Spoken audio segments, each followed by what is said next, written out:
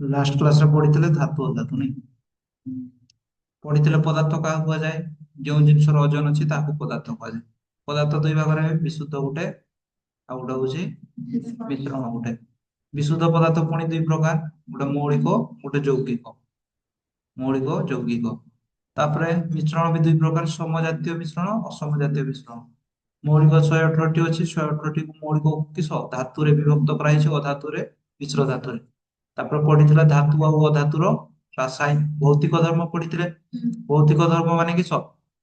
ଧାତୁ କାହାକୁ କୁହାଯାଏ? ଯିଏ ଇଲେକ୍ଟ୍ରନ ଦାନ କରେ ଆଉ ସେ ଯିଏ ଇଲେକ୍ଟ୍ରନ ଗ୍ରହଣ କରେ ତାକୁ ହଉଛି ଅଧାତୁ କୁହାଯାଏ। ତାପରେ ଭୌତିକ ଧର୍ମରେ ଇଏ ହଉଛି ନମନୀୟତା ଗୁଣ ଅଛି, ତନ୍ୟତା ଗୁଣ ଅଛି, ତାପରେ ହଉଛି ଔଜ୍ଜଲ୍ୟତା ଅଛି, ପିଟିଲେ ଉଚ୍ଚ ସ୍ୱର ହୁଏ, ତାପରେ ହଉଛି ଏମାନଙ୍କର ସାନ୍ଦ୍ରତା ହଉଛି ଅଧିକ, ତାପରେ ହଉଛି ଏ ସମୟ ମାନେ କଠିନ ତରଳ କଠିନ ଅବସ୍ଥାରେ ଥାନ୍ତି, ଏମାନଙ୍କର ଗଣନାଙ୍କ ବେଶୀ, ଏଗୁଡା ପଢିଥିଲେ। ତାପ ସୁପରିବାହୀ, ବିଦ୍ୟୁତ ସୁପରିବାହୀ, ତାପରେ ହଉଛି ରାସାୟନିକ ଧର୍ମ। ରାସାୟନିକ ଧର୍ମରେ କାହା ସହ ପ୍ରତିକ୍ରିୟା କରେଇଥିଲେ? ଅକ୍ସିଜେନ ସହ ଧାତବ ଅକ୍ସାଇଡ ବାହାରେ, ଆଉ ହଉଛି ଜଳ ସହ ଧାତବ ହାଇଡ୍ରୋକ୍ସାଇଡ ବାହାରେ। ତାପରେ ହଉଛି ଲାଷ୍ଟ କ୍ଲାସରେ ପଢିଥିଲେ ସେଗୁଡା ହେଲା। ଧାତବ ଅକ୍ସାଇଡ ଗୁଡିକ କ୍ଷାରୀୟ, ଆଉ ହଉଛି ଯୋଉ ଧାତବ ଅକ୍ସାଇଡ ଉଭୟ ଅମ୍ଳୀୟ କ୍ଷାରୀୟ ଧର୍ମ ପ୍ରଦର୍ଶନ କରେ ତାହାକୁ କିସ କୁହାଯାଏ? ଏମ୍ଫୋଟେରିକ ଅକ୍ସାଇଡ। ଏକ୍ସାମ୍ପଲ କିସ? ଏକ୍ସାମ୍ପଲ ଥିଲା ହଉଛି ଏଇଟା Na2O3 ZnO। ତାପରେ ଏନୋଡାଇଜିଂ। ଏନୋଡାଇଜିଂ ହଉଛି ଆଲୁମିନିୟମ ଅକ୍ସାଇଡ ପ୍ରଲେପ ଦେବାକୁ ଏନୋଡାଇଜିଂ କୁହାଯାଏ। ଏନୋଡାଇଜିଂ ହଉଛି ଦ୍ଵାରା ହଉଛି ସଖ୍ୟାରୋଗରୁ ରକ୍ଷା ପାଏ ଆଲୁମିନିୟମ। ତାପରେ ହଉଛି ଅମ୍ଳରାଜ ପଢିଥିଲେ। ଅମ୍ଳରାଜ ହଉଛି କେତେ ମିଶ୍ରଣ? 3:1 ମିଶ୍ରଣ। କାହାର? HCl ଆଉ HNO3 ର। ତାପରେ ପଢିଥିଲା ହଉଛି ଏଇଗୁଡା। ଏଇଟା ପଢିଥିଲେ ଯେ ହେଲା ସମସ୍ତଙ୍କର ହଉଛି ଧାତୁ କିଏ କିଏ ଜାଣିଥିଲ? ଇଏ ଗୋଟେ ଧାତୁ ନା ଅଧାତୁ? ଧାତୁ। ଦୁଇଟା ଇଲେକ୍ଟ୍ରନ ଦାନ କରିବ, ଇଏ ବି ଧାତୁ। ବେରିଲିୟମ ବି ଧାତୁ ହେଲା, ଇଏ ବି ଧାତୁ। କାର୍ବନ ଗୋଟେ ଅଧାତୁ, ନାଇଟ୍ରୋଜେନ ବି ଗୋଟେ ଅଧାତୁ, ଅକ୍ସିଜେନ ଅଧାତୁ, କ୍ଲୋରିନ ବି ଗୋଟେ ଅଧାତୁ। ଏଗୁଡା ଚିହ୍ନିଥିଲେ। ତାପରେ ପଢିଥିଲା ହଉଛି ଇଲେକ୍ଟ୍ରନ ସଂରଚନା କେମିତି ବନାନ ସେଇଟା ବି ଲେଖିଥିଲେ। ତାପରେ NaCl ର ଗଠନ କେମିତି ହୁଏ ସେଗୁଡା ବି ଦେଖିଥିଲେ ହେଲା। ତ ଆଜି ପଢବା ହଉଛି ଆୟନିକ ଯୌଗିକ କାହାକୁ କୁହାଯାଏ ଆଉ ତାର ଧର୍ମ ହେଲା। ହେଡିଂ ଦେଇଦିଅ, ଆୟନିକ ଯୌଗିକ କାହାକୁ କୁହାଯାଏ ଆଉ ତାର ଧର୍ମ। ଲଙ୍କୁଶ ଛାଙ୍କା ବୁଝି ହେଲା। ଆୟନିକ ଯୌଗିକ କାହାକୁ କୁହାଯାଏ ତାର ଧର୍ମ।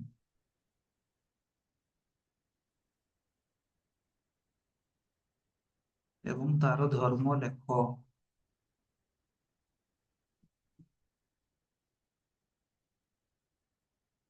ଲେଖିଲ ହେଲା।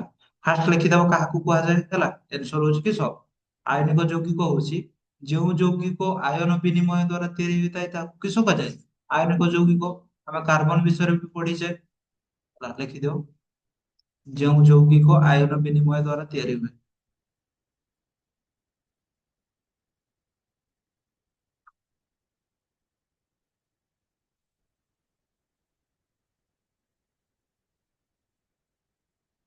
ଯେଉଁ ଯୌଗିକ ଆୟନ ବିନିମୟ ଦ୍ଵାରା ତିଆରି ହୁଏ ତାହାକୁ ଆୟନିକ ଯୌଗିକ କୁହାଯାଏ।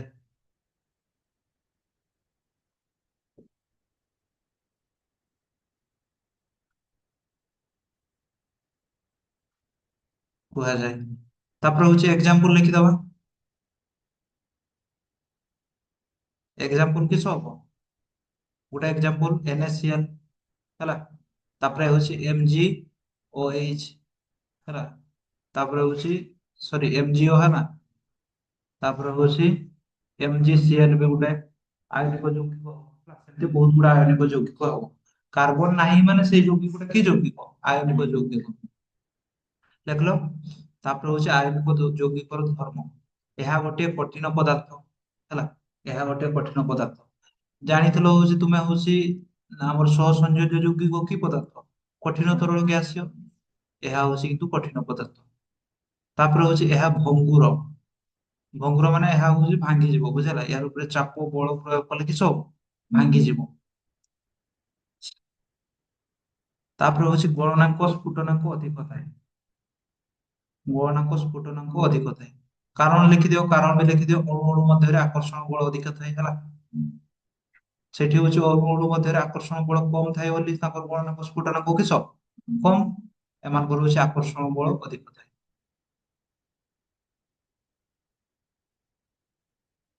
କାରଣ ଅଣୁ ଅଣୁ ମଧ୍ୟରେ ଆକର୍ଷଣ ବଳ ଅଧିକ ଥାଏ।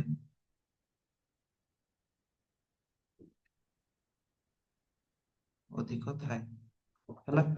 ତାପରେ ହଉଛି ଏମାନେ ଜଳରେ ଦ୍ରବଣୀୟ ହେଲା। ସେଇଟା ହଉଛି ଅଦ୍ରବଣୀୟ ଥିଲା କୋଉଟା, ଆମର ସହସଂଯୋଜ ଯୌଗିକ। ଏଇଟା ହଉଛି ଜଳରେ ଦ୍ରବଣୀୟ। ଏକ୍ସାମ୍ପଲ ଯେମିତି ହଉଛି କିରୋସିନ, ପେଟ୍ରୋଲ ହେଲା, ମାନେ ହଉଛି ଜଳର, କିନ୍ତୁ କିରୋସିନ ପେଟ୍ରୋଲ ହଉଛି ଜଳରେ ଅଦ୍ରବଣୀୟ ହେଲା। ଏଇ ପଏଣ୍ଟ ଟା ନ ଲେଖିଲେ ବି ଚଳିବ, ବୁଝିଲା। ଏଇ ପଏଣ୍ଟ ଟା ନ ଲେଖିଲେ ବି ଚଳିବ। ତାପରେ ହଉଛି କଠିନ ଅବସ୍ଥାରେ ବିଦ୍ୟୁତ କୁ ପରିବାହୀ। ଯେତେବେଳେ ହଉଛି NaCl ଟା କଠିନ ଥାଏ ହେଲା, NaCl ଗୋଟେ ଆୟନିକ ଯୌଗିକ। ଯେତେବେଳେ ହଉଛି କଠିନ ଥାଏ, ମାନେ ହଉଛି ଯେମିତି ଲୁଣ, କଠିନ ଅବସ୍ଥାରେ ବିଦ୍ୟୁତ ସୁପରିବାହୀ କି ନା ଉପରିବାହୀ ହେଲା। ତୁମେ ହଉଛି ଲୁଣ, ଲୁଣ ପାକେଟ ନବ, ଏପଟେ ଗୋଟେ ତାର ପୁରେଇବ, ଏପଟେ ତୁମେ ଲୁଣ ଟା ଧରିଲେ କରେଣ୍ଟ ଖାଇବ କି ନାଇଁ, ସେତେବେଳେ ଖାଇବନି। କିନ୍ତୁ ହଉଛି ଯେତେବେଳେ ଏଇ ତରଳ ଅବସ୍ଥାରେ ମିଶେଇ ଦେବା ଲୁଣ ଟାକୁ, ମାନେ ଦ୍ରବଣୀୟ ଅବସ୍ଥା କରିଦେବା, ସେତେବେଳେ ବିଦ୍ୟୁତ ଯିବ ନା ନାଇଁ, ଲୁଣ ପାଣି ଦେଇକି ହେଲା ଯିବ। ଲେଖିଦିଅ, କଠିନ ଅବସ୍ଥାରେ ବିଦ୍ୟୁତ କୁପରିବାହୀ ଆଉ ଦ୍ରବଣୀୟ ଅବସ୍ଥାରେ ବିଦ୍ୟୁତ ସୁପରିବାହୀ। ଦେଖିଲ।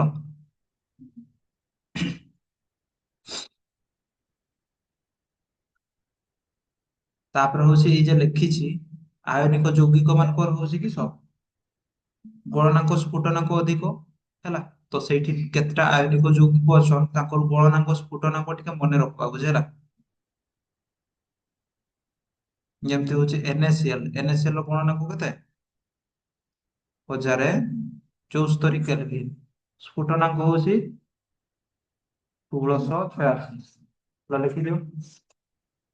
LiCl ଗୋଟେ ହଉଛି କିସ ଆୟନିକ ଯୌଗିକ। ଲେଖିପାରିଲ ନା, ଲଘୁ ଷ୍ଟାଣ୍ଡ ସାରିଲ ନା, ସମସ୍ତେ ସାରିଲ ତ। LiCl ବି ଆୟନିକ ଯୌଗିକ, ଯାହାର ହଉଛି ଗଳନାଙ୍କ ହଉଛି 887 କେଲଭିନ, ସ୍ଫୁଟନାଙ୍କ ହଉଛି 1600 କେଲଭିନ ହେଲା। ତ ତୁମେ ଏଇଟା ତୁମ ଟ୍ରିକ୍ ହିସାବରେ ମନେ ରଖିବ, ବୁଝିଲା। ଘୁଷିବ ଛୋଟ ଛୁଆ ପରେ NaCl ର 1074 1074 1074 ହେଲା। CaCl2, CaCl2 ର କିସ, CaCl2 ରହୁଛି 1045 ଆଉ 1900।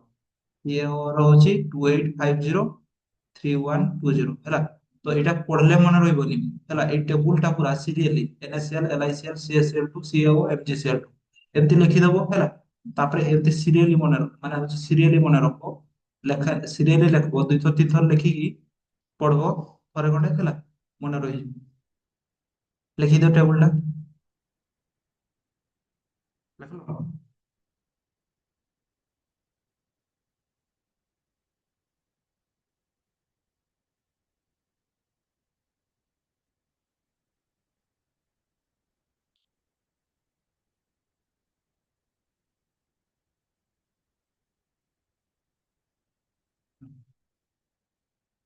ଲେଖି ସାର ହେଲା, ନହେଲେ ଏମିତି ମନେ ରଖ ହେଲା।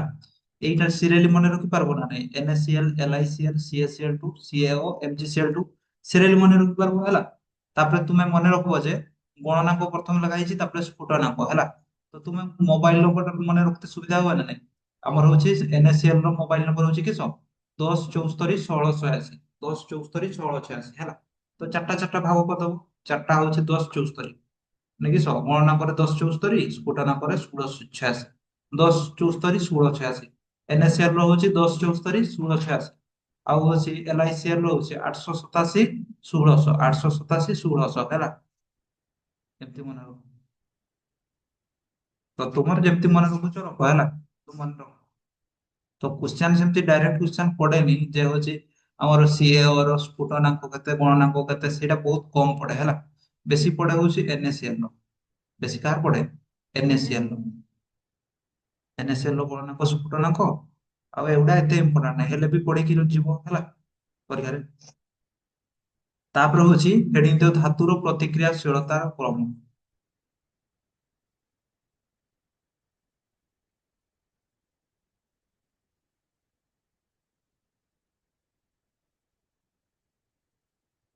ହେଡିଂ ଦେଲ ଧାତୁର ପ୍ରତିକ୍ରିୟାଶୀଳତାର କ୍ରମ ହେଲା।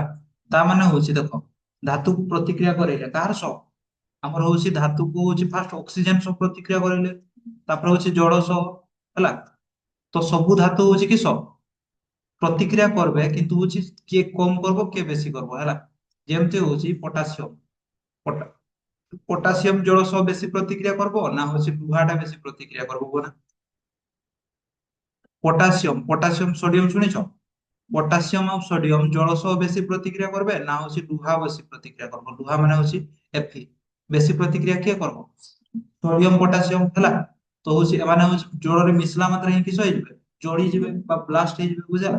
କିନ୍ତୁ ହଉଛି ଲୁହାକୁ ଜଳରେ ମିଶିଲେ କିଛି ହବ କି, ସେ ଧୀରେ ଧୀରେ ପ୍ରତିକ୍ରିୟା କରେ, ହେଲା। ସୁନାକୁ ଜଳରେ ମିଶେଇବ, ଧୀରେ ଧୀରେ ପ୍ରତିକ୍ରିୟା କରିବ ନା ସାଙ୍ଗେ ସାଙ୍ଗେ କଣ କି ହେଇଯିବ, ସାଙ୍ଗେ ସାଙ୍ଗେ ଅକ୍ସାଇଡ ତିଆରି ହେଇଯିବ କି ନା, ହେଲା। ତ ସେଇଟା ଧାତୁର ପ୍ରତିକ୍ରିୟାଶୀଳତା ପଡବା, ବୁଝିଲା। ମାନେ କୋଉ ଧାତୁ ବେଶୀ ପ୍ରତିକ୍ରିୟା କରେ, କୋଉ ଧାତୁ ହଉଛି କମ ପ୍ରତିକ୍ରିୟା করে, ହେଲା। ତ ସବୁଠୁ ବେଶୀ ପ୍ରତିକ୍ରିୟାଶୀଳ ଧାତୁ କିଏ, ପଟାସିୟମ, କିଏ, ହେଲା। ସିରିୟଲି ମନେ ରଖ, ପଟାସିୟମ, ତାପରେ ହଉଛି କି সোডিয়াম, তারপর হচ্ছে ক্যালসিয়াম, তারপরে ম্যাগনেসিয়াম, অ্যালুমিনিয়াম, জিঙ্ক, তারপরে Fe, Pb, H, Cu, Hg, Au, serial লিখি দিও, ବୁଝିଲ? ତକୁ ତକୁ ଲେଖିଦବ, ହେଲା। বা হচ্ছে এইটু এতকি, তারপরে এইটু এতকি, ହେଲା।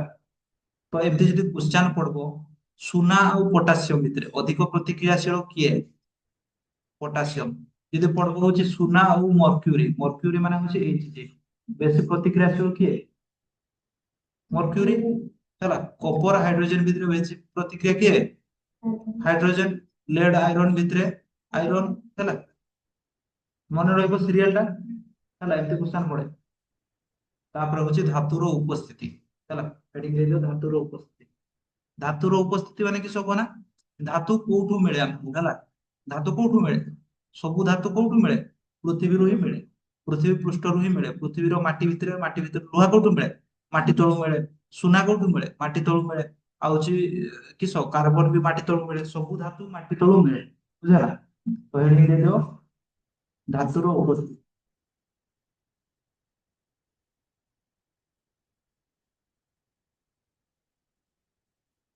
ହେଡିଂ ଦେଲ, ଦେଲ। ଧାତୁ କୋଉଠୁ ମିଳେ, ଧାତୁର ମୁଖ୍ୟ ଉତ୍ସ ହଉଛି କିସ, ଭୂତ୍ୱକ ଗର୍ଭ। ଧାତୁର ମୁଖ୍ୟ ଉତ୍ସ ହଉଛି ଭୂତ୍ୱକ ଗର୍ଭ, ଭୂତ୍ୱକ ମାନେ ହଉଛି ମାଟି ତଳ, ହେଲା। ମାଟି ଭିତରଟାକୁ କିସ କୁହାଯାଏ, ଭୂତ୍ୱକ ଗର୍ଭ। ଏଇଟା ହଉଛି ଆମେ ଉପରେ ଅଛୁ, ଆମେ ଯଦି ଖୋଳିବା ଭିତରକୁ ଯିବା ସେଇଟାକୁ କିସ କୁହାଯାଏ, ଭୂତ୍ୱକ। ଉତ୍ସ ମାନେ ହଉଛି ଜଳର ଉତ୍ସ କିଏ, ଜଳ କୋଉଠୁ ପାଉ, ନଦୀ, କୂଅ। ଜଳର ଉତ୍ସ କିଏ, ନଦୀ। ଆମେ ଗୋଟେ ଜିନିଷକୁ ଯୋଉଠୁ ପାଉ ସେଇ ଜିନିଷଟା ହଉଛି କିସ, ସେଇ ଜିନିଷର ଉତ୍ସ। ନଦୀରୁ ଜଳ ପାଉ, ତେବେ ଜଳର ଉତ୍ସ କିଏ, ନଦୀ। ପୋଖରୀରୁ ଜଳ ପାଉ, ତେବେ ଜଳର ଉତ୍ସ କିଏ, ପୋଖରୀ। ସେମିତି ଧାତୁଟା ଆମେ କୋଉଠୁ ପାଉ, ଭୂତ୍ୱଗର୍ଭ। ଭୂତ୍ୱଗର୍ଭ ମାନେ ହଉଛି କିସ, ମାଟି ତଳ, ହେଲା, ମାଟି ଭିତର, ପୃଥିବୀ ଭିତର। ତ ସେଇଠୁ ଧାତୁ ପାଉ, ତ ହଉଛି ଧାତୁର ମୁଖ୍ୟ ଉତ୍ସ ହଉଛି ଭୂତ୍ୱଗର୍ଭ, ହେଲା। ତ ଧାତୁ, ହେଲା, ମାଟି ତଳେ ସୁନା ରହିଛି, କିସ, ସୁନା ରହିଛି, ତାପରେ ହଉଛି ରୂପା ବି ରହିଛି, ସିଲଭର ବି ରହିଛି, ହେଲା। ସିଲଭର ମାନେ ତ ରୂପା, ହେଲା, ସିଲଭର ମାନେ ରୂପା ନା, ହେଲା। ସୁନା, ରୂପା, ତାପରେ ହଉଛି କପର ବି ରହିଛି। କିନ୍ତୁ ହଉଛି ତୁମେ ମାଟି ଖୋଳିବ ଡାଇରେକ୍ଟ ଲୁହା ପାଇବନି, ଧାତୁ ସିଧାସଳଖ ମାଟି ଖୋଳିଲେ ମିଳିବନି, ହେଲା।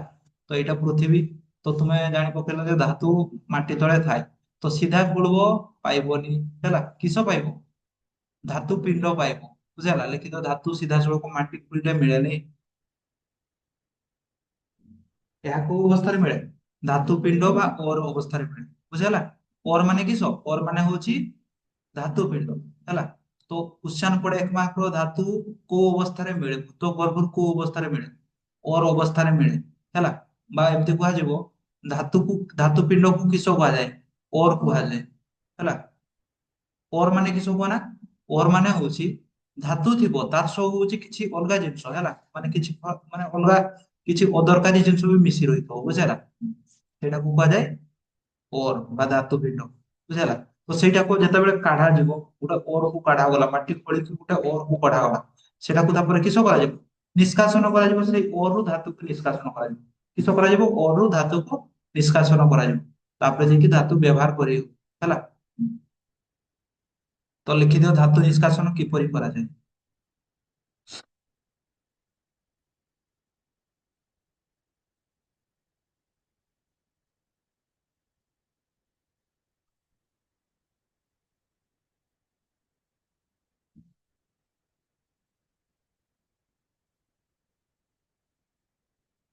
ହେଡିଂ ଦେଲ ତା ପୂର୍ବରୁ ହେଲା, ଏଇଟା ହେଡିଂ ଦେବା ପୂର୍ବରୁ ହେଲା ଟିକେ ଖାଲି ଲେଖିଦିଅ କିସ କହନା ଥାଉ ସେଇଟା ହେଡିଂ ଦେଇଥିଲି ଥାଉ ହେଲା।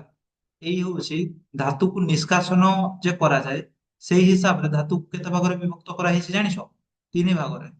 କିସ ଭାଗରେ? ତିନି ଭାଗରେ ବିଭକ୍ତ କରାଯାଇଛି। ମାନେ ନିଷ୍କାସନ କରିବା ଦୃଷ୍ଟିରୁ ଧାତୁକୁ ତିନି ଭାଗରେ ବିଭକ୍ତ କରାଯାଇଛି ହେଲା। ଯେମିତି ହଉଛି ଅଧିକ ପ୍ରତିକ୍ରିୟାଶୀଳ ଧାତୁ, ଅଧିକ ପ୍ରତିକ୍ରିୟାଶୀଳ ଧାତୁ ମାନଙ୍କୁ ଗୋଟେ ପ୍ରଣାଳୀରେ ହେଲା, ଯେଉଁମାନେ ହଉଛି ଅଧିକ ପ୍ରତିକ୍ରିୟାଶୀଳ ଧାତୁ ଯେମିତି ହଉଛି କେ ରୁ ଏଲ ପର୍ଯ୍ୟନ୍ତ ସେମାନେ କ୍ଷୀର ନିଷ୍କାସନ କରାଯାଏ ବିଦ୍ୟୁତ ବିଶ୍ଳେଷଣ ପଦ୍ଧତିରେ ହେଲା। ବିଦ୍ୟୁତ ବିଶ୍ଳେଷଣ ପଦ୍ଧତି କେମିତି ପଦ୍ଧତି ସେଇଟା ପଢବା ବୁଝେରା। ଆଉ ହଉଛି ଯୋଉମାନେ ହଉଛି ମଝି ମଧ୍ୟମ ଧରଣ ହେଲା, ମଧ୍ୟମ ଧରଣର ପ୍ରତିକ୍ରିୟାଶୀଳ ଧାତୁ ସେମାନଙ୍କୁ କି ପ୍ରଣାଳୀରେ ନିର୍ମାଣ କରାଯାଏ? କାର୍ବନ ନିବାରଣ ପଦ୍ଧତି ଦ୍ଵାରା ବୁଝିହେଲା। ଆଉ ହଉଛି ଯୋଉଗୁଡା ହଉଛି କମ ପ୍ରତିକ୍ରିୟାଶୀଳ ଧାତୁ ସେମାନେ ହଉଛି ସିଧାସଳଖ ମାଟି ଖୋଳିଲେ ମିଳିଯାଏ। ଯେମିତି ହଉଛି ସୁନା, ସୁନା ହଉଛି କିସ ସିଧା ମାଟି ଖୋଳିବ ମିଳିଯିବ ବୁଝିହେଲା। ସେମାନେ ହଉଛି କମ ପ୍ରତିକ୍ରିୟାଶୀଳ ଧାତୁ। ତ ହଉଛି ଯୋଉମାନେ ବେଶୀ ପ୍ରତିକ୍ରିୟାଶୀଳ ଧାତୁ ସେମାନଙ୍କୁ କେମିତି ନିଷ୍କାସନ କରାଯାଏ? ବିଦ୍ୟୁତ ବିଶ୍ଳେଷଣ ପଦ୍ଧତିରେ। ଆଉ ହଉଛି ଯୋଉମାନେ ମଧ୍ୟମ ଧରଣର ପ୍ରତିକ୍ରିୟାଶୀଳ ଧାତୁ ସେମାନଙ୍କୁ କିସ କରାଯାଏ? କାର୍ବନ ନିବାରଣ। ଆଉ ହଉଛି ଥାର୍ଡ ର ହଉଛି କିସ ପ୍ରକୃତିରୁ ସିଧାସଳଖ ମିଳିଯାଏ ହେଲା। ତ ଲେଖିଦିଅ ଧାତୁ ପିଣ୍ଡରୁ ଧାତୁର ନିଷ୍କାସନର ତିନିଟି ଉପାୟ ରହିଛି। କିସ? ଧାତୁ ପିଣ୍ଡରୁ ଧାତୁ ନିଷ୍କାସନର କେତେ ଉପାୟ ରହିଛି? ତିନିଟି ଉପାୟ ରହିଛି। ଗୋଟେ ହଉଛି ବିଦ୍ୟୁତ ବିଶ୍ଳେଷଣ ହେଲା। ତ ହଉଛି ବିଦ୍ୟୁତ ବିଶ୍ଳେଷଣ ମାନେ କିସ? ଉଚ୍ଚ ପ୍ରତିକ୍ରିୟାଶୀଳ ଧାତୁ ମାନଙ୍କୁ ବିଦ୍ୟୁତ ବିଶ୍ଳେଷଣ ଦ୍ଵାରା ନିଷ୍କାସନ କରାଯାଏ।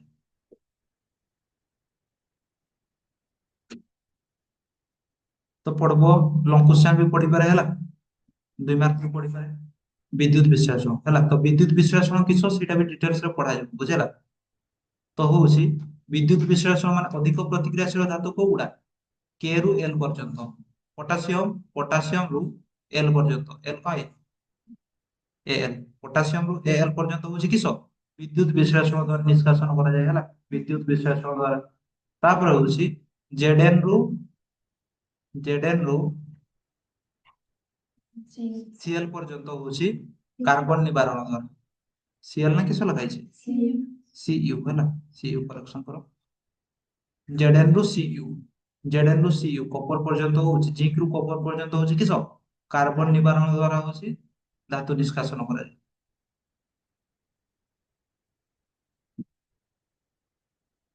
ହେଲା। ଆଉ ହଉଛି ପ୍ରକୃତିରୁ ପ୍ରାପ୍ତ ହଉଛି କୋଉମାନେ? ଯେମିତି ହଉଛି ଏଜି, ଏୟୁ ଏମାନେ ହଉଛି ପ୍ରକୃତିରୁ ସିଧାସଳଖ ମିଳିଯାଏ ବୁଝିହେଲା। ତ ଗୋଟେ କ୍ୱେଶ୍ଚନ ପଡେ ଧାତୁ କିପରି ନିଷ୍କାସନ କରାଯାଏ, ତିନିଟି ଉପାୟ ରହିଛି ହେଲା। ଆଉ ନହେଲେ ହଉଛି ଏମତି କ୍ୱେଶ୍ଚନ ବି ପଡେ ଧାତୁ ନିଷ୍କାସନ ଦୃଷ୍ଟିରୁ ଧାତୁକୁ କେତେ ଭାଗରେ ବିଭକ୍ତ କରାଯାଇଛି। ନିଷ୍କାସନ ଦୃଷ୍ଟିରୁ ଧାତୁକୁ କେତେ ଭାଗରେ ବିଭକ୍ତ କରାଯାଇଛି? ତିନି ଭାଗରେ। ଉଚ୍ଚ ପ୍ରତିକ୍ରିୟାଶୀଳ ଧାତୁ, ମଧ୍ୟମ ପ୍ରତିକ୍ରିୟାଶୀଳ ଧାତୁ ଆଉ କମ ପ୍ରତିକ୍ରିୟାଶୀଳ ଧାତୁ। ଲେଖିପାରବ ନା ନାହିଁ? ଉଚ୍ଚ ପ୍ରତିକ୍ରିୟାଶୀଳ ଧାତୁ କିଏ କିଏ? ପଟାସିୟମ, ସୋଡିୟମ, କ୍ୟାଲସିୟମ, ଆଲୁମିନିୟମ ହେଲା। ଆଉ ହଉଛି ମଧ୍ୟମ ପ୍ରତିକ୍ରିୟାଶୀଳ ଧାତୁ କିଏ? Zn2Cu ହେଲା। ତ କ୍ୱେଶ୍ଚନ ବି ଲେଖିଦିଅ ହେଲା, କ୍ୱେଶ୍ଚନ ଟା ଲେଖିଦିଅ, ଆନ୍ସର ଟା ନିଜେ କରିପାରିବ ନା ଆନ୍ସର ଟା ହେଲା। ଆମର ହଉଛି ନିଷ୍କାସନ ଦୃଷ୍ଟିରୁ ଧାତୁକୁ କେତେ ଭାଗରେ ବିଭକ୍ତ କରାଯାଇଛି? ନିଷ୍କାସନ ଦୃଷ୍ଟିରୁ ଧାତୁ କୁ କେତେ ଭାଗରେ ବିଭକ୍ତ କରାଯାଇଛି? କେତେ ଭାଗରେ ବିଭକ୍ତ କରାଯାଇଛି?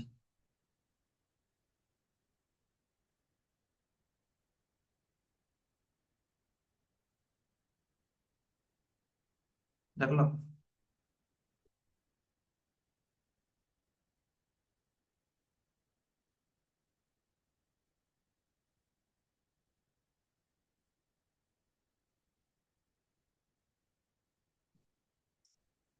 ଦେଖିଲ?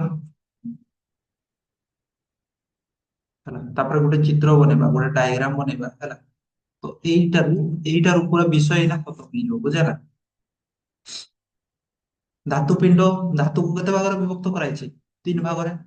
ବେଶୀ ପ୍ରତିକ୍ରିୟାଶୀଳ ଧାତୁ, ମଧ୍ୟମ ପ୍ରତିକ୍ରିୟାଶୀଳ ଧାତୁ କମ ପ୍ରତିକ୍ରିୟାଶୀଳ ଧାତୁ ବନେଇ ଦିଅ। এটা কোশ্চেনটা বুঝেলা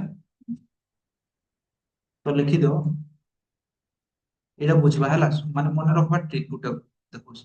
ଧାତୁ ପିଣ୍ଡକୁ କେତେ ଭାଗରେ ବିଭକ୍ତ କରାଯାଇଛି? ତିନି ଭାଗରେ। ବେଶୀ ପ୍ରତିକ୍ରିୟାଶୀଳ, ମଧ୍ୟମ ପ୍ରତିକ୍ରିୟାଶୀଳ, କମ ପ୍ରତିକ୍ରିୟାଶୀଳ ହେଲା ବନେଇ ଦିଅ।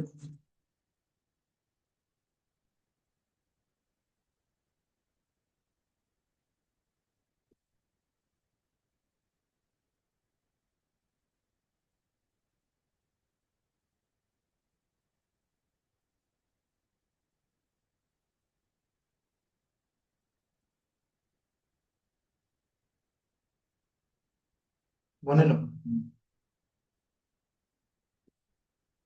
ତ ମନେ ରଖବ ବେଶୀ ପ୍ରତିକ୍ରିୟାଶୀଳ ଧାତୁ ଗୁଡାକ ସବୁବେଳେ ହଉଛି କି ତରଳ ଅବସ୍ଥାରେ ମିଳନ୍ତି। କି ଅବସ୍ଥାରେ? ଅଧିକାଂଶ ସମୟରେ ତରଳ ଅବସ୍ଥାରେ ମିଳନ୍ତି ହେଲା।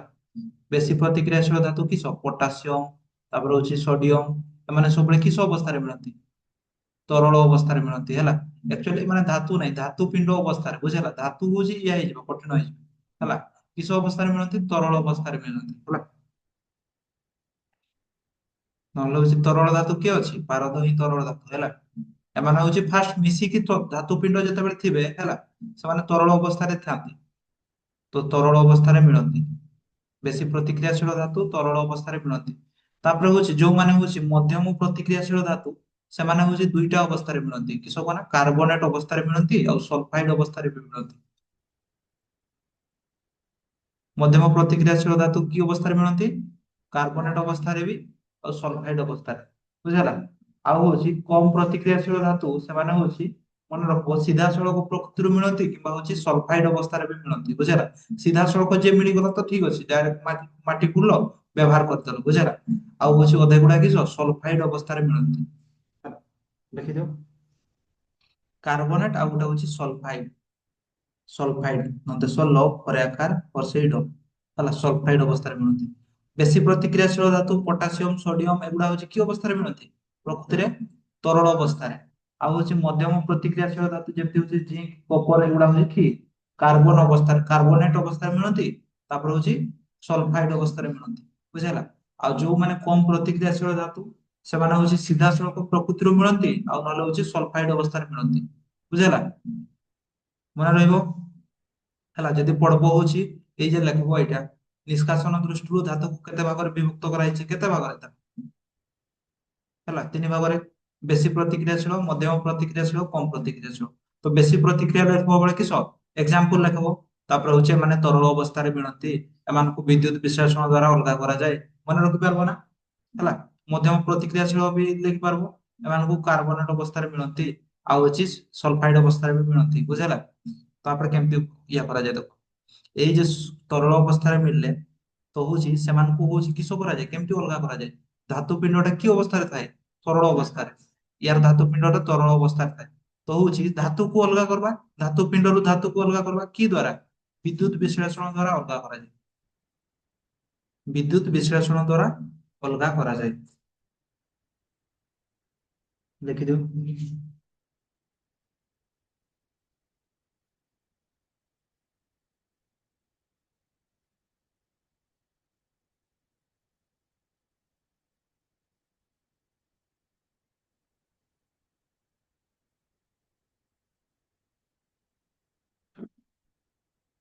ଲେଖିଲ? ବିଦ୍ୟୁତ ବିଶ୍ଳେଷଣ ଦ୍ଵାରା ଅଲଗା କରାଯାଏ, ଯାହା ଫଳରେ ଆମକୁ ବିଶୁଦ୍ଧ ଧାତୁ ମିଳେ ବୁଝିଲା। ଆଉ ହଉଛି ଏମାନେ ହଉଛି କିସ କରନ୍ତି? ମଧ୍ୟମ ପ୍ରତିଶୀଳ ଧାତୁ ହଉଛି ସେମାନଙ୍କର ହଉଛି କିସ? ସେମାନେ ହଉଛି କାର୍ବୋନେଟ ଅବସ୍ଥାରେ ମିଳନ ଆଉ ହଉଛି କିଛି ସଲଫାଇଡ ଅବସ୍ଥାରେ ମିଳନ। ତ ଯୋଉମାନେ କାର୍ବୋନେଟ ଅବସ୍ଥାରେ ମିଳନ, ସେମାନଙ୍କୁ ଫାଷ୍ଟ କିସ କରାଯାଏ କୁହ ନା? କାଲସିନେସନ କରାଯାଏ ହେଲା। ଏଇଟା ହଉଛି ପ୍ରୋସେସ ର ନାମ। ଏଇ କାଲସିନେସନ ଟା କିସ? ପ୍ରୋସେସ ର ନାମ। ମାନେ ହଉଛି କାର୍ବୋନେଟ ରେ କିସ କରାଯାଏ? କାର୍ବୋନେଟ କୁ ଅକ୍ସାଇଡ ରେ ପରିଣତ କରାଯାଏ ହେଲା। କାର୍ବୋନେଟ କୁ ଅକ୍ସାଇଡ ରେ ପରିଣତ କରାଯାଏ। ଆଉ ହଉଛି ସଲଫାଇଡ କୁ ବି ଅକ୍ସାଇଡ ରେ ପରିଣତ କରାଯାଏ ହେଲା। ଏମିତି ଦେଇଦିଅ। କାର୍ବୋନେଟ କୁ ଏଇ କାର୍ବୋନେଟ ରୁ ଅକ୍ସାଇଡ ରେ ପରିଣତ କରିବା, ତାପରେ ହଉଛି ସଲଫାଇଡ କୁ କିସ? ଅକ୍ସାଇଡ ରେ ପରିଣତ କରିବା। ତାପରେ ଏଇ ଅକ୍ସାଇଡ କୁ କିସ କରିବା ଦ୍ୱାରା? ଅକ୍ସାଇଡ କୁ ଧାତୁର ବିଜାରଣ କରିବା ହେଲା। ଅକ୍ସାଇଡ ରୁ କିସ କରିବା? ଧାତୁର ବିଜାରଣ। ବିଜାରଣ ମାନେ କିସ? ଅକ୍ସାଇଡ ରୁ ଅକ୍ସିଜେନ ବାହାର କରିଦେବା। ଅକ୍ସାଇଡ ମାନେ ଅକ୍ସିଜେନ ଥିବ, ସେଇଠୁ ଅକ୍ସିଜେନ ବାହାର କରିବା। ବିଜାରଣ ମାନେ ଅକ୍ସିଜେନ ବାହାର କରିଦେବା ହେଲା। ଜାରଣ ମାନେ ଅକ୍ସିଜେନ ଲାଭ କର। তো ধাতুর অক্সাইড রু কিস বাহার করবা, ধাতুর বিজারণ করবা মানে হচ্ছে অক্সিজেন বাহার করবা। তো অক্সিজেন বাহার করে দেখি ধাতুর শোধন করবা, তারপরে হচ্ছে কি সব বিশুদ্ধ ধাতু পাই যাবে। দেখো, ମଧ୍ୟମ ପ୍ରତିକ୍ରିୟାଶୀଳ ଧାତୁ ମାନେ କାର୍ବୋନେଟ ଅବସ୍ଥାରେ ମିଳନ୍ତି ହେଲା। ତାପରେ ସେ କାର୍ବୋନେଟ କୁ କିସ କରାଯାଏ, କାର୍ବୋନେଟ କୁ ଧାତବ ଅକ୍ସାଇଡ ରେ ପରିଣତ କରାଯାଏ। ବୁଝିଲା, କାର୍ବୋନେଟ କୁ ଧାତବ ଅକ୍ସାଇଡ ରେ ପରିଣତ କରାଯାଏ। ତ କାର୍ବୋନେଟ କୁ ଧାତବ ଅକ୍ସାଇଡ ରେ ପରିଣତ କରିଦେବା ପ୍ରକ୍ରିୟାକୁ କିସ କୁହାଯାଏ, କାଲସିନେସନ। ହେଲା, ପାର୍ଥକ୍ୟ ପଡିବ କାଲସିନେସନ ଆଉ ରୋଷ୍ଟିଂ ଭିତରେ ପାର୍ଥକ୍ୟ କଣ। ରୋଷ୍ଟିଂ କି ସଲଫାଇଡ କି ସଲଫାଇଡ କୁ ଧାତବ ଅକ୍ସାଇଡ ରେ ପରିଣତ କରିଦେବା ପ୍ରକ୍ରିୟାକୁ କିସ କୁହାଯାଏ, ରୋଷ୍ଟିଂ। ବୁଝିଲା, ସଲଫାଇଡ କୁ ଧାତବ ଅକ୍ସାଇଡ ରେ ପରିଣତ କରିଦେବା ପ୍ରକ୍ରିୟାକୁ ରୋଷ୍ଟିଂ କୁହାଯାଏ। ତାପରେ ହଉଛି ଧାତବ ଅକ୍ସାଇଡ ରେ ପରିଣତ ହେଇଗଲା, ତାପରେ ୟାକୁ କିସ କରାଯିବ, ତଳେ ତୀର ଚିହ୍ନ ଦେଇକି ଲେଖବ ହେଲା, ତଳେ କି ତୀର ଚିହ୍ନ ଦେଇକି ଲେଖବ ଏମିତି, ଏଠୁ ବାହାରିବ ତୀର ହେଲା। ତାପରେ କିସ କରାଯାଏ, ଧାତୁର ବିଜାରଣ, ଅକ୍ସାଇଡ ରେ ଅକ୍ସିଜେନ ଅଛି ନା, ତ ସେଇ ଅକ୍ସିଜେନ ଟାକୁ ଅଲଗା କରିଦିଆଯାଏ, ସେଟା କୁହାଯାଏ ବିଜାରଣ, ଧାତୁର ବିଜାରଣ କରାଯାଏ। ଅକ୍ସିଜେନ ଅଲଗା କରିକି ଧାତୁର ଶୋଧନ କରାଯାଏ, ତାପରେ କିସ ହୁଏ, ଦେଖିଦେଲ ହେଲା। ତାପରେ ହଉଛି କମ ପ୍ରତିକ୍ରିୟାଶୀଳ ଧାତୁ, କମ ପ୍ରତିକ୍ରିୟାଶୀଳ ଧାତୁ ଫାଷ୍ଟ ହଉଛି ମିଳନ ଡାଇରେକ୍ଟ ସିଧାସଳଖ ପ୍ରକୃତିରୁ ମିଳିଯାଏ, ଆଉ ନହେଲେ ହଉଛି ସଲଫାଇଡ ଅବସ୍ଥାରେ ମିଳନ। ତ ସଲଫାଇଡ ହଉଛି କିସ କଲା, ରୋଷ୍ଟିଂ କରିକି ଧାତବ ଅକ୍ସାଇଡ ରେ ପରିଣତ କରିବା ହେଲା। ସଲଫାଇଡ କୁ ଧାତବ ଅକ୍ସାଇଡ ରେ ପରିଣତ କରିବା ପାଇଁ କିସ କରାଯାଏ, ରୋଷ୍ଟିଂ ହେଲା, ରୋଷ୍ଟିଂ କରିଦେଲ, ଲେଖିଦିଅ, ଧାତବ ଅକ୍ସାଇଡ ରେ ପରିଣତ କରିବା। ତାପରେ ଧାତବ ଅକ୍ସାଇଡ କୁ କିସ କରିବା, ବିଶୁଦ୍ଧ ଇଆରେ ପରିଣତ କରିବା ପରିଷ୍କାର କରିକି ହେଲା, ଲେଖିଦିଅ।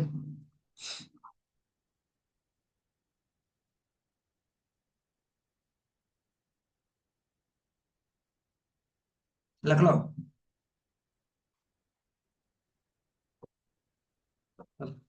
ତ ଏଇ ଯେ ବିଦ୍ୟୁତ ବିଶ୍ଳେଷଣ ହେଲା, ମୁଁ କହିଲି ନା ବିଦ୍ୟୁତ ବିଶ୍ଳେଷଣ ପଦ୍ଧତି, ବିଦ୍ୟୁତ ବିଶ୍ଳେଷଣ କେମିତି କରାଯାଏ ଦେଖ। ବିଦ୍ୟୁତ ବିଶ୍ଳେଷଣ ଲଙ୍ଗ କ୍ୱେଶ୍ଚନ ତ ପଡେନି ହେଲା, ସର୍ଟ କ୍ୱେଶ୍ଚନ ପଡିପାରିବ ବୁଝେଲା। ଏମିତି ହଉଛି ଧରାଯାଉ ଏଇଟା କିସ ନିଆଯିବ, ଏଇଟା ହଉଛି ଟପ୍ ମାନେ ହଉଛି ବିକର ହେଲା, ବିକର ନିଆଗଲା। ତାପରେ ହଉଛି ଏଠି କିଛି ଦ୍ରବଣ ନିଆଯିବ ବୁଝିଲା, ଜଳୀୟ ଦ୍ରବଣ ହେଲା, ଜଳୀୟ ଦ୍ରବଣ ନିଆଯିବ। ତାପରେ ହଉଛି ଗୋଟେ ବାଡି ଲୁହା ରଡ୍ ହେଲା, ଏଟା କିସ କୁହାଯାଏ, ଏନୋଡ। ଗୋଟେକୁ ଏନୋଡ କୁହାଯିବ, ଗୋଟେକୁ କ୍ୟାଥୋଡ ହେଲା, ଗୋଟେକୁ କ୍ୟାଥୋଡ। କ୍ୟାଥୋଡ ମାନେ କିସ, ପଜିଟିଭ ନା ନେଗେଟିଭ, କ୍ୟାଥୋଡ ମାନେ କିସ, କ୍ୟାଥୋଡ ମାନେ ହଉଛି ନେଗେଟିଭ, ଆଉ ଏନୋଡ ମାନେ ପଜିଟିଭ ହେଲା। ଏନୋଡ ମାନେ ପଜିଟିଭ, କ୍ୟାଥୋଡ ମାନେ ନେଗେଟିଭ। ହଁ ଆକ୍ଚୁଆଲି ବ୍ୟାଟେରୀ କେମିତି, ବ୍ୟାଟେରୀର ସଂକେତ କିସ ଏମିତି ଯେ, ଏମିତି ଯେ ଏଇଟା ମାନେ କି ସବ ବ୍ୟାଟେରୀ ଗୋଟେ ବଡ ଗାର ଥାଏ, ଆଉ ଗୋଟେ ଛୋଟ ଗାର ହେଲା। ବଡ ଗାରଟା ପଜିଟିଭ, ଛୋଟ ଗାରଟା ନେଗେଟିଭ ହେଲା। ତ ଏଇ ଏଇଟା ସହ ଗୋଟେ ହଉଛି କିସ କନେକ୍ସନ ହେଇଛି, ଗୋଟେ ହଉଛି ରୋଡ କନେକ୍ସନ ହେଇଛି, ଏଇଟା ସହ କିସ କନେକ୍ସନ ହେଇଛି, ଆଉ ଗୋଟେ ରୋଡ କନେକ୍ସନ ହେଇଛି। ତ ଯିଏ ନେଗେଟିଭ ସହ କନେକ୍ସନ ହେଇଥିବ ତାକୁ କିସ କୁହାଯିବ, କ୍ୟାଥୋଡ। ଆଉ ହଉଛି ଯିଏ ପଜିଟିଭ ସହ କନେକ୍ସନ ହେଇଥିବ ତାକୁ କିସ କୁହାଯିବ, ଏନୋଡ। ବୁଝିପାରିଲ, ଯିଏ ହଉଛି ପଜିଟିଭ ସହ କନେକ୍ସନ ହେଇଥିବ ତାକୁ କିସ କୁହାଯିବ, ଏନୋଡ। ଆଉ ହଉଛି ଯିଏ ନେଗେଟିଭ ସହ କନେକ୍ସନ ହେଇଥିବ ତାକୁ ହଉଛି ଏନୋଡ ହେଲା, ସରି କ୍ୟାଥୋଡ ହେଲା। ତ ଯେତେବେଳେ ବ୍ୟାଟେରୀ କନେକ୍ସନ କରିଦେଲ ହେଲା, ଏଠି ଜଳୀୟ ଦ୍ରବଣ ଅଛି କାହାର, ଧାତୁର ହେଲା। ଧାତୁର ଜଳୀୟ ଦ୍ରବଣ ଆମର ହଉଛି ଅଧିକ ପ୍ରତିକ୍ରିୟାଶୀଳ ଧାତୁ ମାନେ ହଉଛି ତରଳ ଅବସ୍ଥାରେ ମିଳେ ନା, ସେଇ ତରଳ ଅବସ୍ଥାଟା ଏଠି ଅଛି। ତ ହଉଛି ଯେତେବେଳେ ବ୍ୟାଟେରୀ ଅନ୍ କରିଦବ, ମନେ ରଖ, ବ୍ୟାଟେରୀ ଅନ୍ କରିଦେଲେ ଧାତୁ ପିଣ୍ଡଟା କୋଉଠି ଲାଗିଯାଇ କୁହ ନା, ଧାତୁ ପିଣ୍ଡଟା କ୍ୟାଥୋଡରେ ଯାଇକି ଜମା ହେଇ, କୋଉଠି, କ୍ୟାଥୋଡରେ ଯାଇକି ଜମା ହେଇଯାଏ ହେଲା। ତ ସେଇଟା ଲେଖା ହେଇଛି, ବିଦ୍ୟୁତ ବିଶ୍ଳେଷଣରେ ଧାତୁ କୋଉଠି ଜମା ହୁଏ, କ୍ୟାଥୋଡରେ ଜମା ହୁଏ ହେଲା।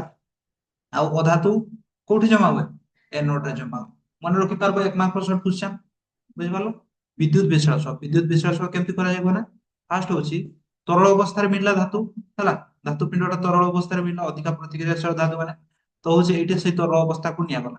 ତାପରେ କିସ କରାଗଲା, ଦୁଇଟା ରଡ୍ ପୁରେଇ ଦିଆଗଲା ହେଲା, ରଡ୍ ରଡ୍ ପୁରେଇକି ଗୋଟେକୁ ହଉଛି ବ୍ୟାଟେରୀର ନେଗେଟିଭ ସହ କନେକ୍ସନ କରାଗଲା, ଆଉ ଗୋଟେକୁ ପଜିଟିଭ ସହ କନେକ୍ସନ କରାଗଲା ହେଲା। ତ ପଜିଟିଭ ସହ ଯିଏ କନେକ୍ସନ ହବ ତାର ନାମ କିସ, ଏନୋଡ। ଆଉ ଗୋଟେ ନେଗେଟିଭ ସହ ଯିଏ କନେକ୍ସନ ହବ କ୍ୟାଥୋଡ। ତ ଯେତେବେଳେ ସୁଇଚ ଅନ୍ କରିଦବା, ଏଇଠୁ ଧାତୁ ପିଣ୍ଡ ଯାଇକି କୋଉଠି ଜମା ହବ, କ୍ୟାଥୋଡରେ ବୁଝିହେଲା। ଆଉ ଧାତୁ ହଉଛି କୋଉଠି ଜମା ହବ, ଏନୋଡରେ। ବୁଝିପାରିଲ କେମିତି ବିଦ୍ୟୁତ ବିଶ୍ଳେଷଣ ହୁଏ ହେଲା। ତ ସର୍ଟ କ୍ୱେଶ୍ଚନ ପାଇଁ ମନେ ରଖ, ଆଉ ଯଦି ଲଙ୍ଗ କ୍ୱେଶ୍ଚନ ବି ପଢିବ ଲେଖିପାରିବ। ଲଙ୍ଗ କ୍ୱେଶ୍ଚନ ପଢିଲେ କିଛି ମାନେ ଲଙ୍ଗ କ୍ୱେଶ୍ଚନ ତ ନାହିଁ, 2 ମାର୍କ ପଢିଲେ କେମିତି ଲେଖବ, ଧାତୁ ପିଣ୍ଡ ମାନେ ଅଧିକ ପ୍ରତିକ୍ରିୟାଶୀଳ ଧାତୁ ମାନେ ତରଳ ଅବସ୍ଥାରେ ମିଳନ୍ତି, ସେଇ ତରଳ ଅବସ୍ଥାକୁ କିସ ପିକୁଆରେ ନିଆଯାଏ, ତାପରେ ହଉଛି ଏନ୍ କିସ ବ୍ୟାଟେରୀ ଦ୍ଵାରା ସଂଯୋଗ କରାଯାଏ ଏନୋଡ କ୍ୟାଥୋଡକୁ ହେଲା। ତ ଯେତେବେଳେ ଏନୋଡ କ୍ୟାଥୋଡକୁ ବ୍ୟାଟେରୀ ଦ୍ଵାରା ସଂଯୋଗ କରାଯାଏ, ତାପରେ ସୁଇଚ ଯେତେବେଳେ ହଉଛି କନେକ୍ସନ କରାଯାଏ, ସୁଇଚ ଦିଆଯାଏ, ସେତେବେଳେ ହଉଛି ଧାତୁ ଯାଇକି କୋଉଠି ମନେ ପଡେ, କ୍ୟାଥୋଡରେ, ଆଉ ହଉଛି ଏନୋଡରେ ହଉଛି ଅଧାତୁ। ମନେ ରହିବ ହେଲା। ତ ଲଙ୍ଗ କ୍ୱେଶ୍ଚନ କି ସର୍ଟ କ୍ୱେଶ୍ଚନ ନୁହଁ, ଏଇଟା ହଉଛି ଏକ ମାର୍କ। କୋଉଠି ଜମା ହୁଏ ଧାତୁ, ବିଦ୍ୟୁତ ବିଶ୍ଲେଷଣରେ ଧାତୁ କୋଉଠି ଜମା ହୁଏ, ଭେରି ଭେରି ଇମ୍ପୋର୍ଟାଣ୍ଟ। ଅଧାତୁ କୋଉଠି ଜମା ହୁଏ। ତାପରେ ହଉଛି ସକ୍ଷାରଣ, ହେଡିଙ୍ଗ ଦେଇଦିଅ ସକ୍ଷାରଣ। ସକ୍ଷାରଣ ମାନେ କିସ? ସକ୍ଷାରଣ ଫାଷ୍ଟ ବିଷୟରେ ପଢିଥିଲ କିସ? ଧାତୁର କଳଙ୍କି ଲାଗିଯିବ ପ୍ରକ୍ରିୟାକୁ କିସ କୁହାଯାଏ? ସକ୍ଷାରଣ ହେଲା। ତ କଳଙ୍କି ଲାଗବାର କାରଣ କିସ? ବାୟୁ ଆଉ ଜଳ ସଂସ୍ପର୍ଶରେ ଆସିଲେ, ଯଦି ତୁମେ ଲୁହାଟାକୁ ଜଳରେ ବୁଡେଇ ରଖିବ, ସକ୍ଷାରଣ ହବ ନା ନାଇଁ? କିମ୍ବା ହଉଛି ବାୟୁରେ ରଖିବ, ଖୋଲା ଜାଗାରେ ରଖିଲେ ସକ୍ଷାରଣ ହବ ହେଲା। ତ ହଉଛି ଧାତୁ ବାୟୁ ଓ ଜଳ ସଂସ୍ପର୍ଶରେ ଆସିଲେ ଏଥିରେ ଲୋହିତ ବାଦାମୀ ରଙ୍ଗ କଳଙ୍କି ଲାଗିଥାଏ ହେଲା। କାହାକୁ କୁହାଯାଏ ସକ୍ଷାରଣ? 2 ମାର୍କ ପଡବ ହେଲା। ସେମ, ପୁରା ସେମ ହେଲା। ରାସାୟନିକ ଇଆରେ ଯାହା ଲେଖିଥିଲେ ଏଠି ବି ପୁରା ସେଇଟା ହିଁ ଲେଖିছে। ଧାତୁରେ କଳଙ୍କି ଲାଗିବା ପ୍ରକ୍ରିୟାକୁ ସକ୍ଷାରଣ କୁହାଯାଏ। କିସ ପଢିଥିଲା? କେତେ ମାର୍କ ପଢିଥିଲା? 2 ମାର୍କ। କାହାକୁ କୁହାଯାଏ? ତାପରେ ହଉଛି ସେତିକି ଲେଖିକି ଛାଡିଦବନି ହେଲା। କାହାକୁ କୁହାଯାଏ, ତାପରେ ହଉଛି ତାର ପ୍ରତିରୋଧ ଉପାୟ ବି ଲେଖ, ବୁଝିଲା? ପ୍ରତିରୋଧ ଉପାୟ କିସ ପଢିଥିଲ? ହଉଛି ରଙ୍ଗ ମାରବା, ରଙ୍ଗ, ତେଲ, ଗ୍ରିଜିଂ, ଜିଙ୍କ ଲେପନ ହେଲା। ଯେମିତି ହଉଛି ଆଲୁମିନିୟମ ଉପରେ ସକ୍ଷାରଣ ରକ୍ଷା କରିବା ପାଇଁ କିସ କରୁଥିଲେ? ଅକ୍ସାଇଡ ର ଲେପନ କରୁଥିଲେ। ସେମିତି ଜିଙ୍କ ଲେପନ ବି ହେଲା। ବେଳେ ବେଳେ ହଉଛି ଧରାଯାଉଛି ଏଇଟା ଲୁହା, ଲୁହା ହେଲା, ଲୁହା। ତ ଲୁହା ଉପରେ କଳଙ୍କି ନ ଲାଗବା ପାଇଁ କିସ କରାଯାଏ? ଜିଙ୍କ ର ଲେପନ ବି କରାଯାଏ ହେଲା। ଜିଙ୍କ ର ଲେପନ ବି କୁହାଯାଏ। ତ ଜିଙ୍କ ଲେପନ ହେଲେ କିସ, ପ୍ରଥମ ଜିଙ୍କ ଟା ଖାଇବ, ତାପରେ ଯଦି ଲୁହା ଟା ଖାଇବ, ବେଶୀ ଦିନ ଲାଷ୍ଟିଂ କରିବ ହେଲା। ଜିଙ୍କ ର ଲେପନ ବି କରାଯାଏ। ତାପରେ ହଉଛି କ୍ରୋମ ପ୍ଲେଟିଂ ବି କରାଯାଏ ହେଲା। କ୍ରୋମ ପ୍ଲେଟିଂ କିସ ଜିନିଷ ସେଇଟା ବି ପଡବା ହେଲା। କ୍ରୋମ ପ୍ଲେଟିଂ ବି କରାଯାଏ, ଏନୋଡାଇଜିଂ ବି କରାଯାଏ ହେଲା। ତାପରେ ହଉଛି ଗାଲଭାନାଇଜିଂ କରାଯାଏ। କିସ କିସ କରାଯାଏ ଜାଣିଲ? ସକ୍ଷାରଣ ହଉଛି ଫାଷ୍ଟ ବିଷୟରେ କିସ ପଢିଥିଲେ, ତାର ପ୍ରତିରୋଧର ଉପାୟ କିସ ପଢିଥିଲେ? ରଙ୍ଗ, ରଙ୍ଗ ଖାଲି ପଢିଥିଲେ ହେଲା। କିନ୍ତୁ ଏଠି ପଢା ହଉଛି ତେଲ ବି ଦିଆଯାଏ, ଗ୍ରିଜିଂ ବି କରାଯାଏ, ଜିଙ୍କ ଲେପନ ବି କରାଯାଏ, କ୍ରୋମ ପ୍ଲେଟିଂ ବି କରାଯାଏ, ଏନୋଡାଇଜିଂ ବି କରାଯାଏ, ଗାଲଭାନାଇଜିଂ ବି କରାଯାଏ ହେଲା। ତ ଏଇ ଯେ ଗାଲଭାନାଇଜିଂ କହିଲି, ତାପରେ ହଉଛି କ୍ରୋମ ପ୍ଲେଟିଂ କହିଲି ହେଲା, ଏଗୁଡା ମାନେ କିସ? ହେଡିଙ୍ଗ ଦେଇଦିଅ 2 ମାର୍କ ସର୍ଟ କ୍ୱେଶ୍ଚନ ପଡେ, 2 ମାର୍କ ବା 1 ମାର୍କ। ଗାଲଭାନାଇଜିଂ କଣ ବୁଝିହେଲା? ପାର୍ଥକ୍ୟ ପଡିଗଲେ 2 ମାର୍କ ହେଇଯିବ। ଗାଲଭାନାଇଜିଂ ଆଉ ହଉଛି ଏନୋଡାଇଜିଂ ଭିତରେ ପାର୍ଥକ୍ୟ କଣ? ଗାଲଭାନାଇଜିଂ ହଉଛି ଧାତୁ ଉପରେ ଜିଙ୍କ ର ଲେପନକୁ କିସ କୁହାଯାଏ? ଗାଲଭାନାଇଜିଂ। ଧାତୁ ଉପରେ ଜିଙ୍କ ର ଲେପନକୁ ଗାଲଭାନାଇଜିଂ। ଗୋଟେ ଧାତୁ ଲୁହା ଉପରେ ଜିଙ୍କ ର ଲେପନ ଦେବ, ଜିଙ୍କ ଟାକୁ ଲେପି ଦବ, କିସ କରିବ? ଗାଲଭାନାଇଜିଂ ହେଲା। ଆଉ କ୍ରୋମ ପ୍ଲେଟିଂ ହଉଛି ଧାତୁ ଉପରେ କ୍ରୋମିୟମ, କ୍ରୋମିୟମ ଶୁଣିଛ? କ୍ରୋମିୟମ ଗୋଟେ ଧାତୁ, କ୍ରୋମିୟମ ର ସଂକେତ ହଉଛି କିସ? ସିଆର ହେଲା। ତ ଧାତୁ ଉପରେ କ୍ରୋମିୟମ ର ଲେପନକୁ କ୍ରୋମ ପ୍ଲେଟିଂ କୁହାଯାଏ, ବୁଝିହେଲା? ଆଉ ଏନୋଡାଇଜିଂ ହଉଛି ଧାତୁ ଉପରେ ଅକ୍ସାଇଡ ର ପ୍ରଲେପ ଦେବାକୁ ଏନୋଡାଇଜିଂ କୁହାଯାଏ। ଏଇଟା ପଢିଥିଲ ହେଲା। ଏନୋଡାଇଜିଂ ଆଲୁମିନିୟମ ରେ ଯେମିତି କରା ହୁଏ, ବୁଝିପାରିଲ? କରିପାରିବ ନା? ଲେଖିଲ?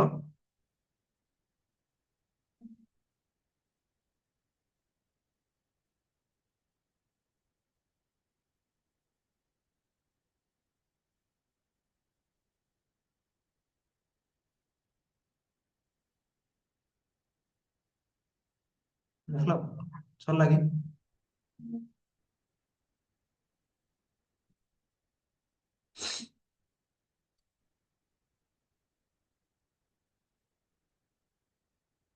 ହେଲା।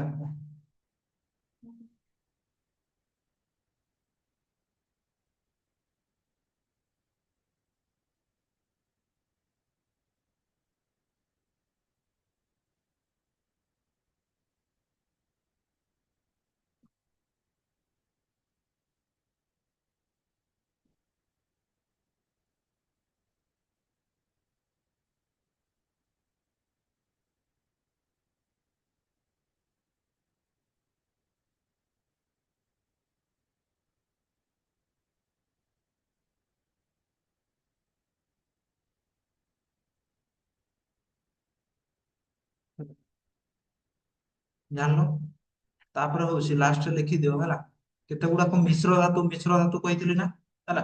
ମିଶ୍ର ଧାତୁ ବେଳେ ବେଳେ ହଉଛି କିସ କଲା ମିଶ୍ର ଧାତୁ ଯେମିତି ହଉଛି ବ୍ରୋଞ୍ଜ ବ୍ରୋଞ୍ଜ ଗୋଟେ କିସ ମିଶ୍ର ଧାତୁ ପିତ୍ତଳ ହେଲା ମିଶ୍ର ଧାତୁ ମାନେ ବହୁତ ପ୍ରକାର ଧାତୁ ମିଶିକି ଏଇ ଧାତୁଟା ତିଆରି ହେଇଛି ହେଲା ମନେ ରଖ କ୍ୱେଶ୍ଚନ ପଡେ ବ୍ରୋଞ୍ଜ କାହାକୁ କାହାକୁ ମିଶେଇକି ତିଆରି ହେଇଛି ଟିଣ ଆଉ ତମ୍ବା ଟିଣ ମାନେ ଏସଏନ ସିୟୁ କୁ ମିଶେଇକି ତିଆରି ହେଇଛି ହେଲା ପିତ୍ତଳ କାହା ଦ୍ଵାରା ତିଆରି ହେଇଛି ତମ୍ବା ଆଉ ଜିଙ୍କ ହେଲା ପିତ୍ତଳ ହଉଛି କାହାର କାହାର ମିଶ୍ରଣ ତମ୍ବା ଆଉ ଜିଙ୍କ ର ମିଶ୍ରଣରେ କିସ ତିଆରି ହୁଏ ପିତ୍ତଳ ଆଉ ସୋଲ୍ଡର ସୋଲ୍ଡର ଧାତୁ ଦେଖିଛ ସୋଲ୍ଡର ଧାତୁ ଦେଖିଛ ସୋଲ୍ଡରିଂ ମେସିନ ଦେଖିଛ ସୋଲ୍ଡରିଂ ମେସିନ ଏମିତି ବାହାରିଥାଏ ୟାକୁ କିସ କରନ୍ତି ଗରମ ଗରମ ମାନେ ହଉଛି ଲାଇନ ର କନେକ୍ସନ କରିଦେଲେ ଏଇଟା ଗରମ ହୁଏ ହେଲା ତ ସୋଲ୍ଡରିଂ ଧାତୁ ଗୋଟେ ଏମିତି ଥାଏ ଏଇ ତାରଟାକୁ ନେଇକି କିସ କରନ୍ତି ଏଇଟା ଆମର ମୋବାଇଲ ଫୋବାଇଲ ରେ ସରାନ ହେଲା ତ ସୋଲ୍ଡର କାହାକୁ ନେଇକି ତିଆରି ସୀସା ଆଉ ଟିଣ ମନେ ରହିବ ମନେ ରହିବ ନା ନାଇଁ ହେଲା ତ ଏଇଠି କିଛି କ୍ୱେଶ୍ଚନ ରହିବ ତୁମର ହେଲା ଯେମିତି ହଉଛି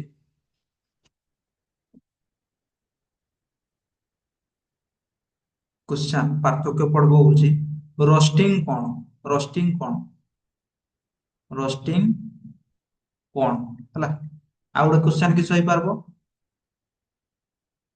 କାଲସିନେସନ କଣ ଉଦାହରଣ ସବୁ ବୁଝାଅ କାଲସିନେସନ କଣ ବୁଝିହେଲା ରୋଷ୍ଟିଂ କିସ ରୋଷ୍ଟିଂ ମାନେ ହଉଛି ରୋଷ୍ଟିଂ ମାନେ ହଉଛି ଏଇ ଚିତ୍ରଟା ଦେଖିଦେବ ମନେ ରହିଯିବ ହେଲା ରୋଷ୍ଟିଂ ମାନେ କିସ ସଲଫାଇଡ କୁ ଧାତବ ଅକ୍ସାଇଡରେ ପରିଣତ କରିଦେବାକୁ କିସ କୁହାଯାଏ ରୋଷ୍ଟିଂ କୁହାଯାଏ ଆଉ କାର୍ବୋନେଟ କୁ କିସ ଧାତବ ଅକ୍ସାଇଡରେ ପରିଣତ କରିଦେବାକୁ କିସ କୁହାଯାଏ କାଲସିନେସନ ହେଲା ତ ଏଇ ଚିତ୍ରଟା ତୁମେ ଯଦି ମନେ ରଖିଦିଅ ବହୁତ ପ୍ରକାର ଲଙ୍ଗ କ୍ୱେଶ୍ଚନ ସର୍ଟ କ୍ୱେଶ୍ଚନ କରିପାରିବ ବୁଝିହେଲା ଏମିତି ଯଦି ପଢିଲା କରିପାରିବ ନା ନାଇଁ ଆମର ହଉଛି ମଧ୍ୟମ ଧରଣର ପ୍ରତିକ୍ରିୟାଶୀଳ ଧାତୁ ମାନଙ୍କୁ କିପରି ହଉଛି ନିଷ୍କାସନ କରାଯାଏ କରିପାରିବ କିସ ଲେଖ ମଧ୍ୟମ ଧରଣର ପ୍ରତିକ୍ରିୟାଶୀଳ ଧାତୁ ମାନେ ପ୍ରକୃତିରେ କାର୍ବୋନେଟ କିମ୍ବା ହଉଛି ସଲଫାଇଡ ଅବସ୍ଥାରେ ମିଳନ୍ତି ସେମାନଙ୍କୁ ହଉଛି ପ୍ରଥମେ କିସ ଅକ୍ସାଇଡରେ ପରିଣତ କରାଯାଏ ଅକ୍ସାଇଡରେ ପରିଣତ କରିଦେବାକୁ କିସ କୁହାଯାଏ କାଲସିନେସନ ବା ହଉଛି ରଷ୍ଟି ତାପରେ ହଉଛି ଧାତବ ଅକ୍ସାଇଡ କୁ ଧାତବର ବିଜାରଣ କରି ଧାତୁ ଶୋଧନ କରାଯାଏ ବୁଝିହେଲା ୟାର ପାର୍ଥକ୍ୟ ବି ପଡେ ବୁଝିହେଲା ୟାର ପାର୍ଥକ୍ୟ ବି ପଡେ ଏତିକି ଥିଲା ହଉଛି କିସ ବିଷୟ ହେଲା ଏଇଟା ହଉଛି ବିଷୟ ସରିଲା ବୁଝିପାରିଲ